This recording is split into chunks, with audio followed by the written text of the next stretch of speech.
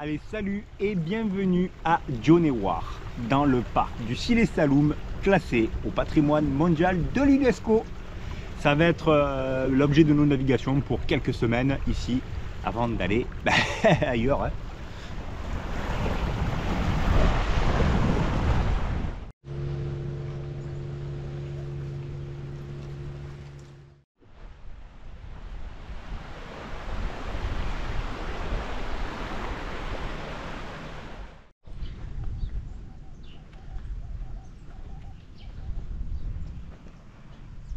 Juste là-bas, là, on vient de voir un singe. Là-bas, il y a un oiseau incapable de te dire ce que c'est, jamais vu, les zébus. Ah bah tiens, il y a un zébu là qui passe à bosse. Et si tu veux, il doit se dire, ouf, on n'avait jamais vu de toubab avant aujourd'hui.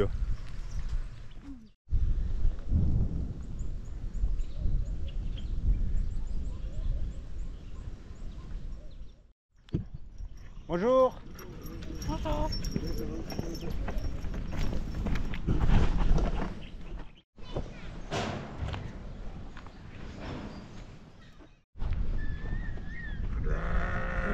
Oh. Trouillarde.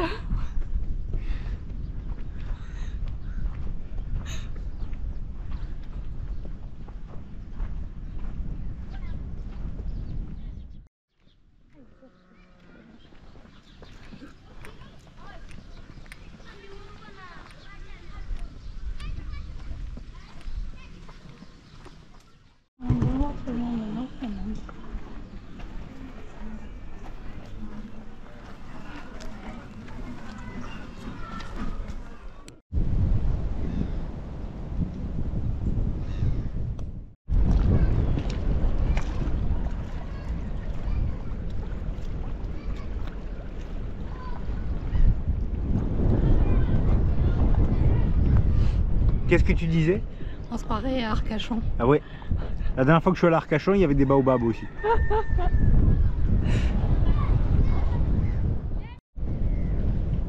Bon, elle avait raison, hein, c'est Arcachon.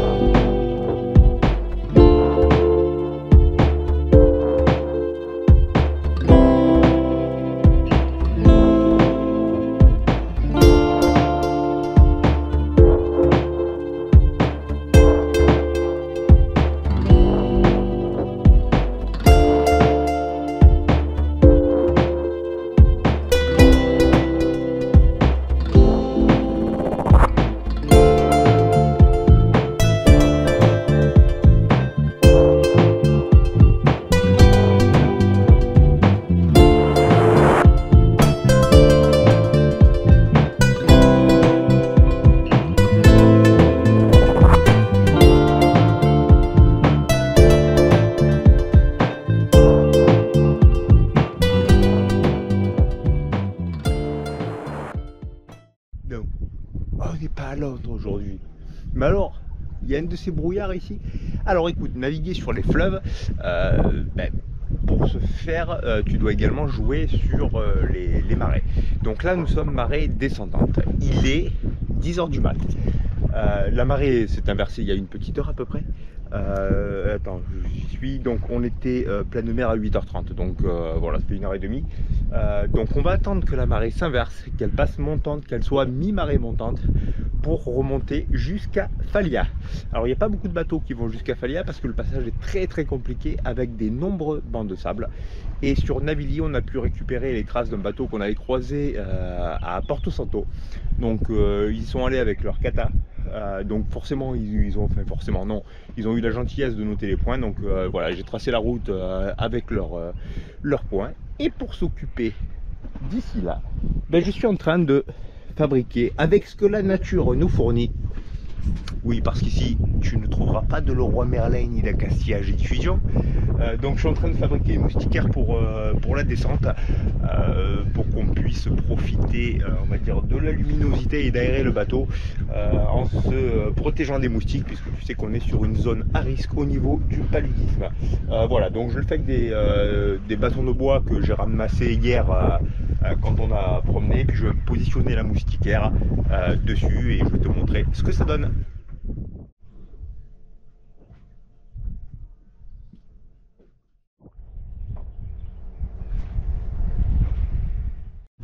Allez, 16h15, on va pouvoir relever le mouillage de John Howard et partir un peu plus haut. Bah, il y a moins de 3000 nautiques à faire, mais bon, comme on est marée montante, hein, c'est ce que je te disais tout à l'heure, on voit que la marée est bien montée, donc le passage sera un peu plus simple, bien qu'il faille éviter les bancs de sable.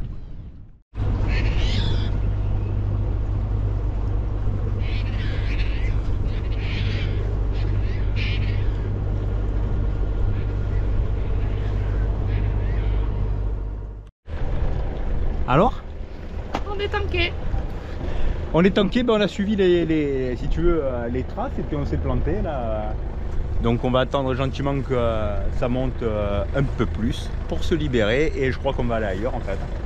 Dommage. Bon, c'est sorti en réfléchissant un peu comme on s'était tanké, en sortant de manière opposée quoi. Encore ça va, il n'y a que 16 nœuds devant. Mais voilà, bon, globalement ça permet d'apprendre au sondeur jusqu'à quelle est la limite. Donc il y a 20 cm de limite. Donc voilà, écoute, on le saura pour la prochaine fois. On savait que c'était difficile. Je vais te mettre un aperçu des bancs de sable. On savait que ça allait être difficile. On a essayé, on n'y est pas arrivé. Bon, mais écoute, tant pis, c'est pas grave. Et puis on va ailleurs.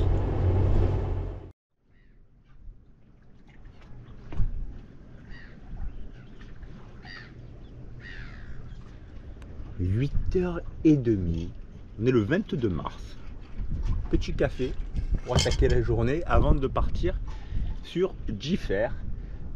On attend que la marée s'inverse dans une demi-heure. Dans une demi-heure, on est marée haute et bon, on va attendre que le courant change un peu pour partir. Et toujours, ça va être maintenant un peu le quotidien d'éviter les bancs de sable.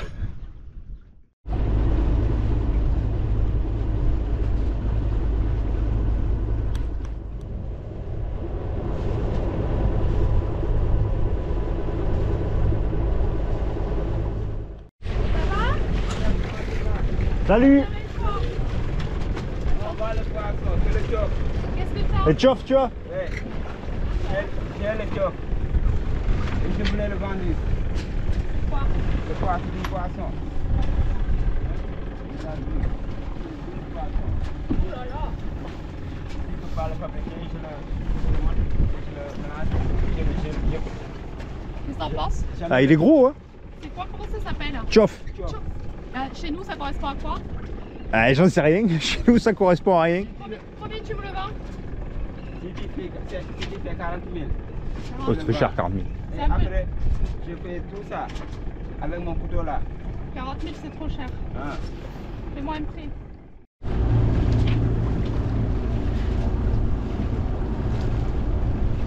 Qu'est-ce qu'on dit? Bah, on dit qu'on va se régaler, non, ce midi? Bon appétit. Les patates douces pour accompagner. Pour accompagner ce qu'il y a là? Il y a là, ouais. Les merguez, c'est ça? Ouais. Et le petit rosé. Allez, à la tête.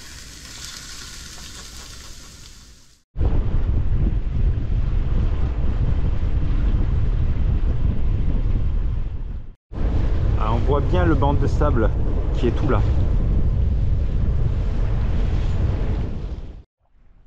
Voilà, Marlodge, c'est juste là-bas. Alors pourquoi est-ce qu'on s'est arrêté avant? Parce qu'on est à peu près à 600 mètres, je dirais, du village. Tout simplement parce qu'on a suivi la trace d'Yves et Joël, et qu'avec leur grand tirando, ils se sont arrêtés ici. Et on a suivi scrupuleusement leur trace, hein, des fois à 8-10 mètres près, quoi, hein. Mais pour éviter les bancs de sable, bon, on a pris un filet, on l'avait absolument pas vu, enfin un casier, mais pas de dégâts. On l'a entendu, si tu veux, je dirais, je sais pas si, enfin voilà, c'est le petit flotteur qui a tapé la coque, pas de dégâts. Je suis allé voir, ça pareil, va voir si ça n'a pas refait un même souci aux presses et tout, alors qu'il était dans les bancs de sable, enfin voilà. Mais par contre, ouais, vraiment magnifique. Tu as des oiseaux partout, les palétuviers, la mangrove, c'est top.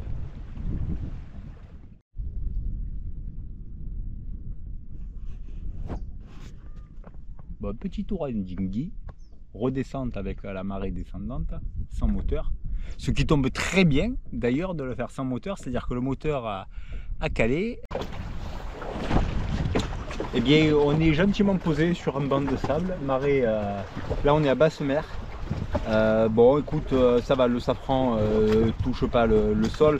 On est sur le sabot en fait, du haut du safran, l'aileron, le skag, quoi. Donc voilà, ça va. Comme c'est la Kia Ailette, on est posé gentiment. Comme on est à basse mer, ça va. Il n'y a pas d'entrée d'eau. On va voir quand ça va remonter. Mais ça veut dire que, en gros, on sera pleine mer sur 22 heures. Bon, écoute, ça fait partie de la vie.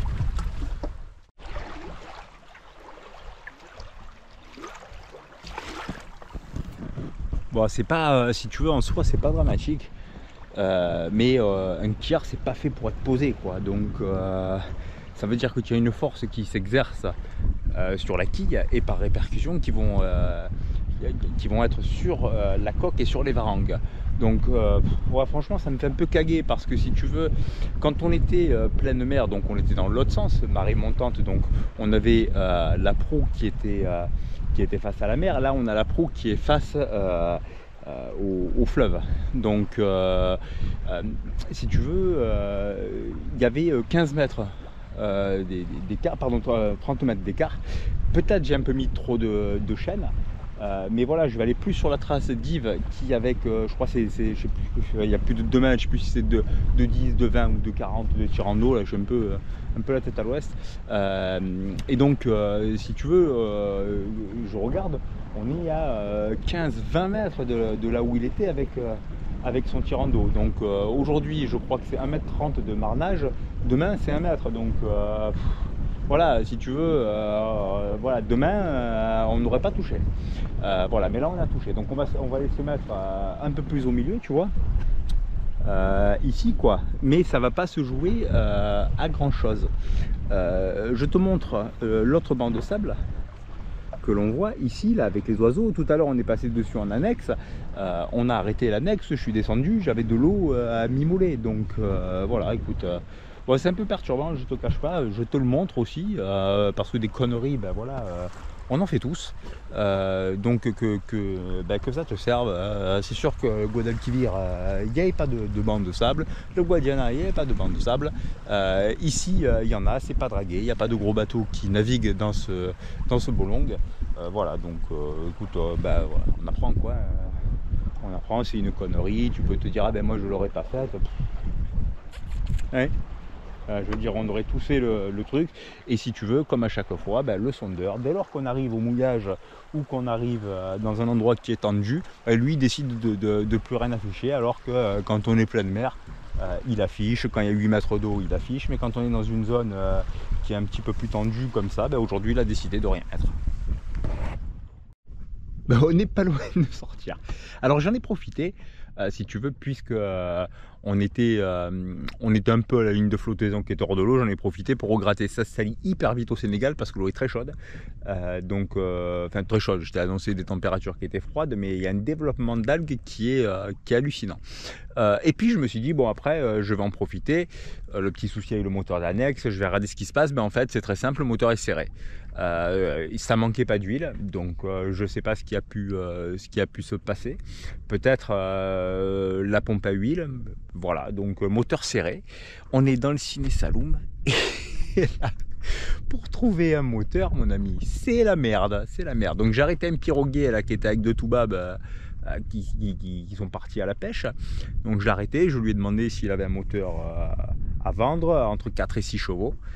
Il a un Yamaha, un Honda de 5 chevaux, donc ça me correspond bien. Mais voilà, après reste à voir le prix puisque c'est la rareté. Donc ça va être la galère, j'ai pas trop envie de me faire assassiner. Et puis tu le sais que dans les fleuves, tu as un tel courant que le moteur de l'annexe est impératif.